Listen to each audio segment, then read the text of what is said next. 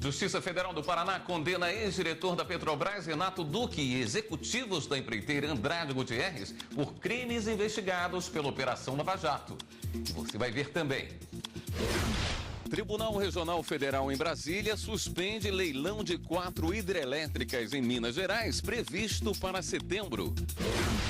Ministério Público Federal investiga se houve repasse de recursos públicos para cobrir déficit dos Jogos Olímpicos Rio 2016. Justiça condena a empresa a indenizar motoboy que teve a moto roubada durante a jornada de trabalho. Começa em todo o Brasil a Semana da Justiça pela Paz em Casa, que tem o objetivo de combater a violência contra a mulher. Ministra Carmen Lúcia recebe visita do presidente do Paraguai, Horácio Cartes, no Supremo Tribunal Federal. Essas e outras notícias agora, no Jornal da Justiça.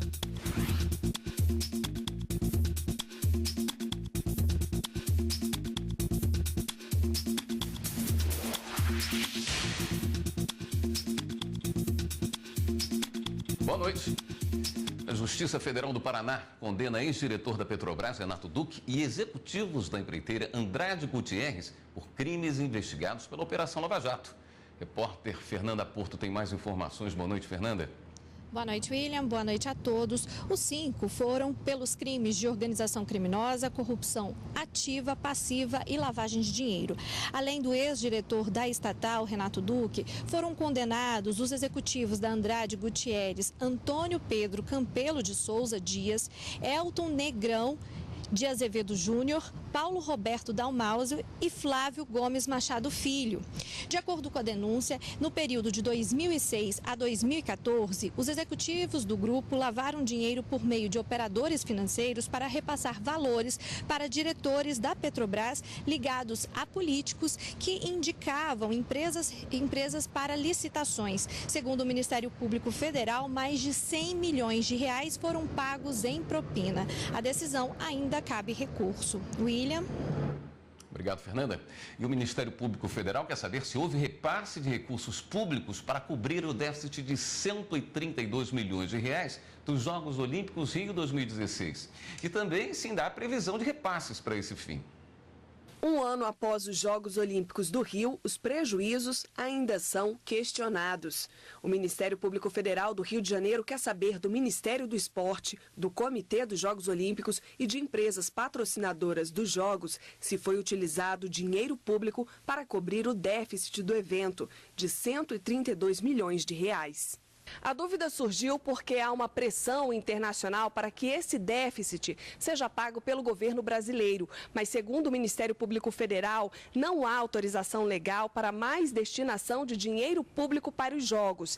Em março deste ano, parte do valor já havia sido pago, mas ainda existe uma dívida de 80 milhões de reais. Executivos do evento atribuem o rombo à Prefeitura e ao governo federal, que deveriam ter investido 150 milhões de reais para obras externas, mas só aplicaram 30 milhões de reais. Além disso, uma parcela que viria do governo, como patrocínio, também não foi desembolsada.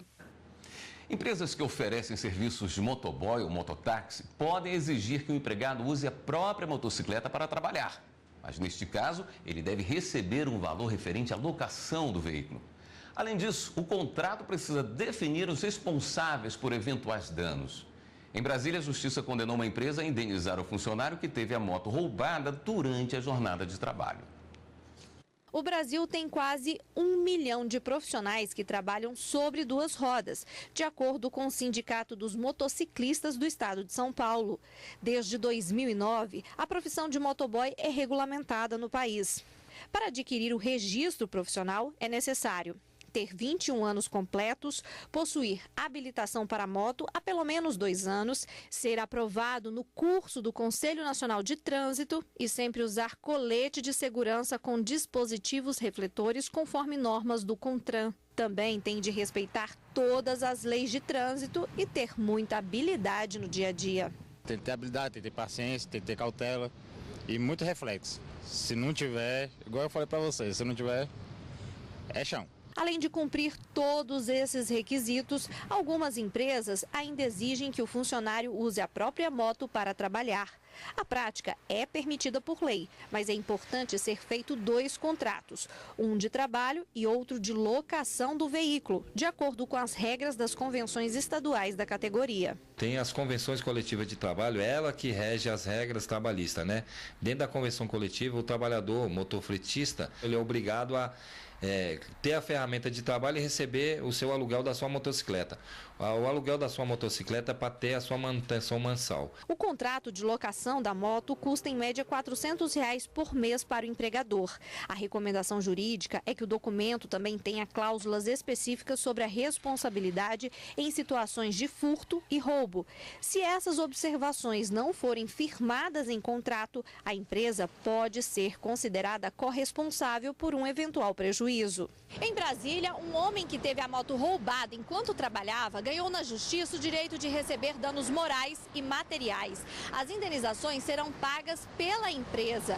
É que a legislação responsabiliza a empresa pelos riscos da função exercida por seus funcionários. Seria diferente se o empregado e o empregador tivessem um contrato de locação daquele bem. Ele deveria receber o salário pelo trabalho e o pagamento pela locação do seu bem. Aí, neste caso, dependendo do contrato que seja celebrado, aí sim poderia se discutir se seria ou não devida a restituição dessa motocicleta em caso de dano, perda, roubo.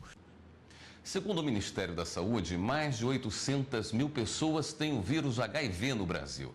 E para dar mais dignidade aos soropositivos, leis foram criadas.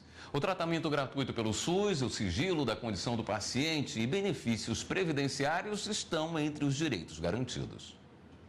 Apesar dos avanços no Brasil e no mundo, quem tem o vírus HIV muitas vezes ainda tem que conviver com os estigmas da doença na sociedade. É importante a gente resgatar a cidadania de pessoas vivendo com HIV/AIDS. Por que resgatar a cidadania? Porque essas pessoas são marginalizadas da sociedade, a AIDS traz com ela uma morte social, né? O estigma, que isso aí é descabido, mas na verdade acontece nos dias de hoje.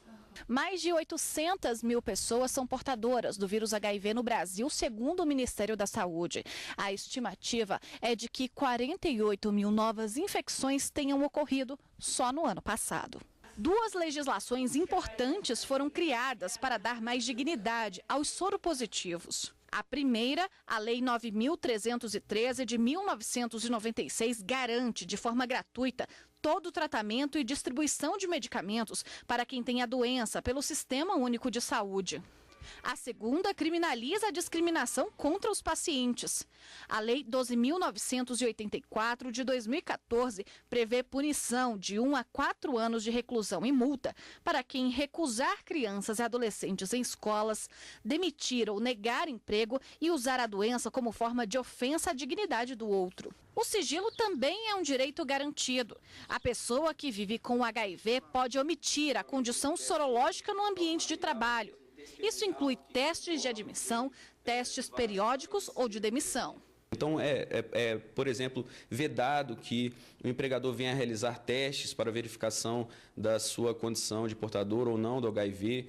Nesse sentido, é impossibilitado também que o empregador venha a discriminá-lo se já conhecedor da sua condição de saúde ou venha a isolá-lo dos membros da sua equipe de trabalho. Então, nesse sentido, qualquer tipo de discriminação, já desde logo, é protegido por lei. Os portadores de HIV e os que desenvolveram a AIDS têm direito ainda a receber auxílio-doença pelo INSS, além de outros benefícios. Os portadores de HIV e os doentes de AIDS têm, por exemplo, a possibilidade de benefício de prestação continuada, caso a sua renda familiar não alcance 1/4 de salário mínimo.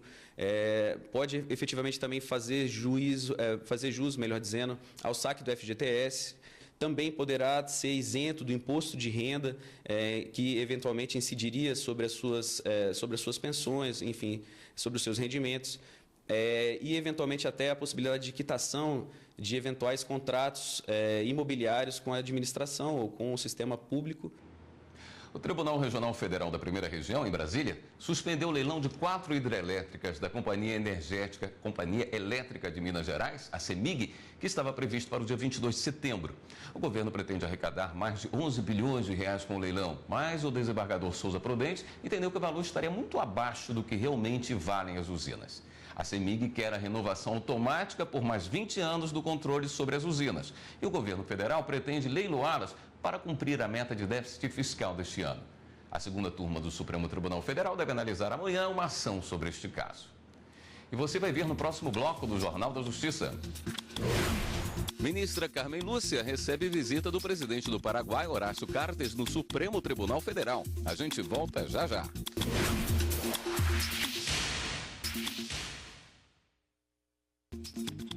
A presidente do Supremo Tribunal Federal, ministra Carmen Lúcia, recebeu hoje a visita do presidente do Paraguai, Horácio Cartes.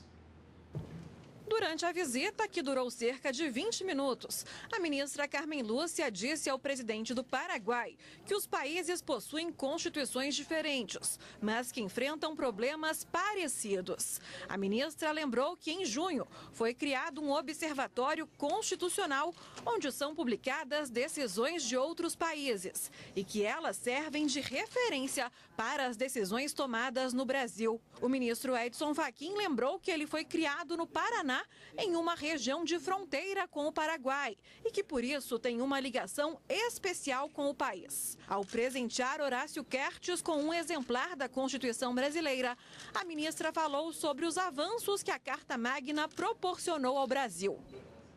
O TST considerou nulo um julgamento de segunda instância e determinou que o Tribunal Regional do Trabalho em São Paulo analise se falta de segurança em loja facilitou um assalto que deixou um balconista baleado. A primeira turma do Tribunal Superior do Trabalho determinou que o TRT da 2ª Região, em São Paulo, analise se a falta de segurança numa loja de calçados teria contribuído para a ocorrência de um assalto em que um balconista foi baleado. O empregado foi atingido nas costas e na perna direita e ficou com dificuldades para subir e descer escadas. O juízo de primeiro grau entendeu que a culpa do incidente foi do próprio balconista, que teria reagido ao assalto. O TRT paulista também negou o pedido de indenização do trabalhador por entender que não há nada no processo que permita concluir que a empresa foi omissa, negligente ou que tenha contribuído de alguma forma para a ocorrência do episódio. Em recurso ao TST, a vítima sustentou que o TRT deveria ter se manifestado sobre as circunstâncias que teriam contribuído para o assalto, como a ausência de detector de metais, a falta de vigilantes e a permanência de grande quantidade de dinheiro nos caixas da loja. O relator, ministro Hugo Carlos Scheuermann, observou que o regional, embora questionado por embargos declaratórios, nada disse sobre as alegações do empregado e destacou que as circunstâncias são importantes para examinar a alegada culpa da empresa. Por unanimidade, o julgamento do TRT foi considerado nulo pela turma.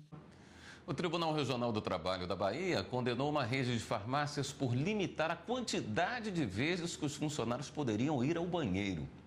A decisão no TRT da 5ª Região aconteceu após o Ministério Público do Trabalho da Bahia entrar com uma ação civil pública contra a rede de farmácias Santana. Relataram que havia necessidade de pedir autorização ao supervisor, que em alguns casos havia uma pessoa limpando o banheiro, por vezes do sexo masculino, durante o uso do banheiro por parte da empregada, de maneira que situações realmente inaceitáveis de violação à intimidade e à privacidade. Em relação à higiene também foram detectados problemas de ferimento à legislação ambiental, o que motivou inclusive a instauração de outros procedimentos que estão em curso no Ministério Público do Trabalho. O relator do caso, desembargador Alcino Felizola, acatou a tese do MPT, de que a empresa feria a legislação trabalhista.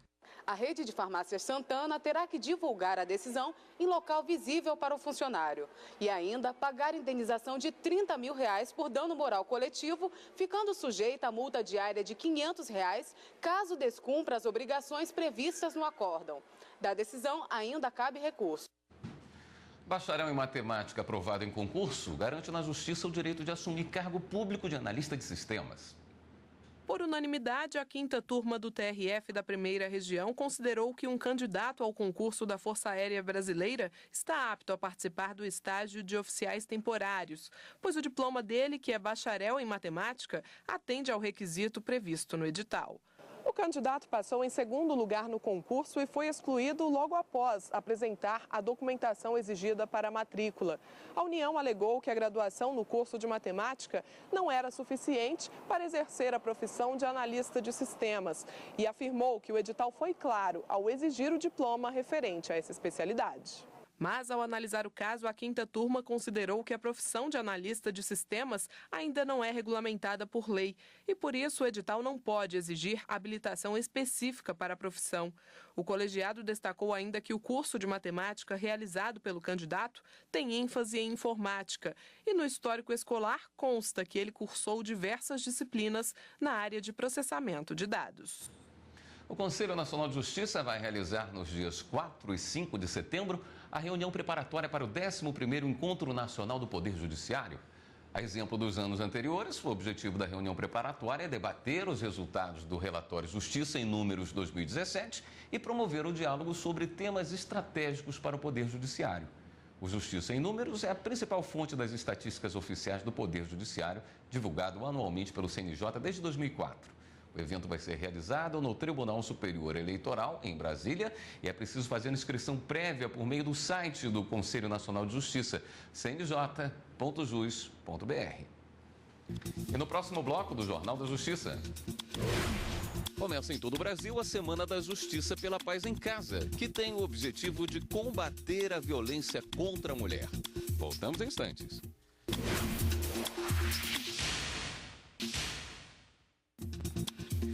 Começou hoje em todo o país a Semana Nacional Justiça pela Paz em Casa. Esse programa do Conselho Nacional de Justiça tem o objetivo de apressar os processos sobre violência contra a mulher. São cerca de 1 milhão de casos de agressões físicas, psicológicas e ameaças contra a mulher que se tornaram processos e hoje tramitam na Justiça brasileira. É por isso que a Semana Nacional Justiça pela Paz em Casa é tão necessária. O projeto está na 8ª edição e é promovido pelo Conselho Nacional de Justiça desde 2015. O objetivo é estimular tribunais de todo o país a darem mais rapidez aos processos de violência contra a mulher.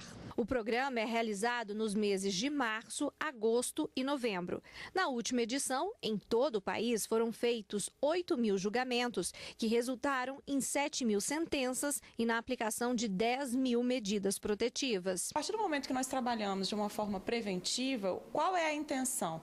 A intenção é fazer com que as pessoas envolvidas naquele episódio possam refletir sobre as razões da violência e por que eu me inseri num relacionamento abusivo, por que eu estou reproduzindo um comportamento abusivo.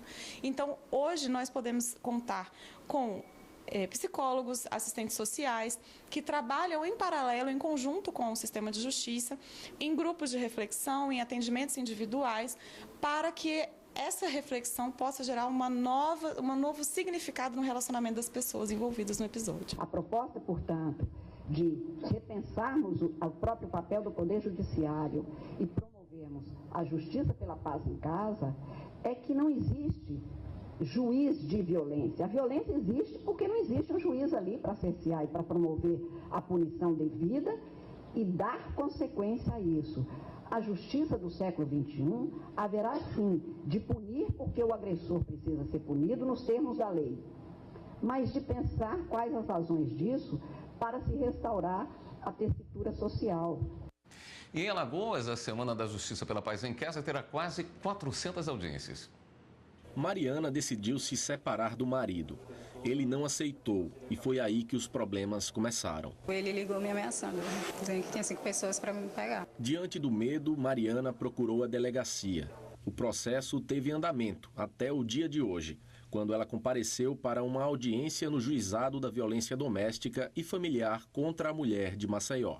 sair daqui com as medidas preventivas e protetivas e que ele pare de me abusar definitivamente, né? Que a gente resolva só o caso do nosso filho. A audiência de Mariana faz parte das cerca de 400 que estão agendadas até o dia 25 em mais uma edição da Semana da Justiça pela Paz em Casa. Além da capital, serão realizadas ainda 43 audiências em Arapiraca, 5 em Santana do Ipanema e 3 em Palmeira dos Índios. Agosto Lilás. Por que Lilás? É uma coisa importante. Lilás é a união do azul com rosa. É como se fosse eles e elas defendendo as mulheres vítimas de violência. Nós agendamos 379 audiências. Se a gente realizar todas elas, nós vamos ter uma baixa muito grande do acervo processual. Para as mulheres que sofrem, mas que têm medo de denunciar o agressor, os magistrados deixaram um recado. Mulher não é propriedade de homem, mulher não tem que aceitar violência de homem, mulher não tem que aceitar achar que ela é dependente dos homens. Os homens não vão deixar de sustentar os filhos se forem punidos, as obrigações continuam. Mariana confiou na justiça. Agora, ela só deseja uma coisa. É respeito. Bom, não sou obrigada a ficar com ele, não. Eu tenho que fazer a minha vida. Do jeito que eu tô querendo fazer a minha, ele tem que fazer a dele. O ministro Admar Gonzaga, do Tribunal Superior Eleitoral, acompanhou as primárias das eleições na Argentina. O ministro Admar Gonzaga esteve em Buenos Aires, capital da Argentina, como um dos visitantes internacionais que acompanhou a realização das eleições primárias no país. Na ocasião, os eleitores argentinos escolheram os candidatos de sua preferência em cédulas disponibilizadas pelos partidos. Para participar das eleições legislativas, que vão acontecer no dia 22 de outubro, as legendas devem atingir determinada quantidade de votos nas primárias. Eles têm 700 partidos com capacidade de lançar candidatos aos parlamentos estaduais, provinciais e federal. E 45 partidos com capacidade de lançar candidatos à presidência da República. Então, eles fazem essas prévias que servem mais como tipo uma pesquisa e uma cláusula de desempenho muito modesta para que esses partidos possam participar das eleições. Em um momento em que a reforma política é discutida na sociedade e no Congresso Nacional, o ministro Admar Gonzaga ressalta a importância de visitas como essa para que autoridades brasileiras conheçam outros sistemas eleitorais. O Brasil tem muito a emprestar da sua experiência, sobretudo com o voto no sistema eletrônico, agora a biometria. Eles estão muito impressionados com o nosso cadastro eleitoral num país que tem uma dimensão continental. Agora, nós temos muito a aprender com eles também com relação a, por exemplo, a questão da participação feminina, né, da participação de gênero. A Seção de Memória Institucional do Supremo Tribunal Federal conserva bens históricos culturais do STF. São fitas de rolo, VHS, raridades onde as sessões de julgamentos e solenes, posses e até visitas de presidentes e monarcas ao Supremo eram gravadas em áudios de 1977 ao ano de 2000. O projeto é a organização do acervo audiovisual, mas dentro desse acervo audiovisual, que contém vários suportes, né, que é o que nós chamamos, que são a fita de rolo, VHS, a fita cassete, são suportes. Mas neste trabalho, nós estamos focando na fita de rolo. É um material amplo e um material muito rico. As primeiras gravações começaram na gestão do presidente Thomson Flores. E para decifrar o relatório de cada uma, foi necessário chamar um servidor aposentado que fez parte de todo o processo de gravação. Ele traduziu tudo o que estava registrado em cada segundo de fita. 192 estão sendo analisadas. E só para decifrar as informações, a equipe levou 2 meses. As mídias que não existe mais, né? Nem os gravadores, os playbacks, né? Para reproduzir essas fitas. Essas fitas se tornaram importantes ou importantíssimas exatamente por isso. E por outro aspecto, que na época não tinha câmera filmadora para registrar os oradores.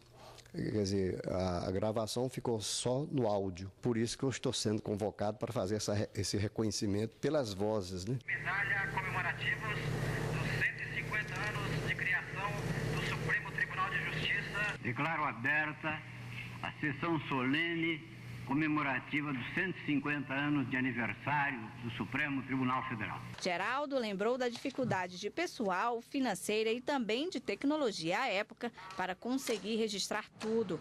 Ele contou que o prédio do Supremo foi reformado para instalar a estrutura de áudio para que fosse possível o registro das sessões. Eles construíram 2 paredes dentro do plenário, diminuindo a área do plenário para instalar à frente o operador de áudio, que era aqui, passou a ser lá, e construir essa parede aqui para colocar também esse painel, né, de mármore que não existia na época. O objetivo de todo esse trabalho de armazenar e traduzir o material histórico é identificar o conteúdo e facilitar a pesquisa por historiadores. O material vai ficar disponível para o público externo e interno, já que as sessões de julgamentos também estão registradas aqui. O resgate do conteúdo e a transferência dele para mídias mais modernas são desafios para a seção de documentação do STF para manter a história viva do Supremo Tribunal Federal.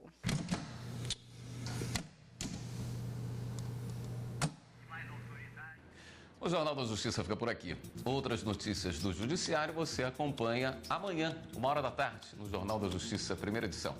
Uma boa noite para você e continue aqui na TV Justiça.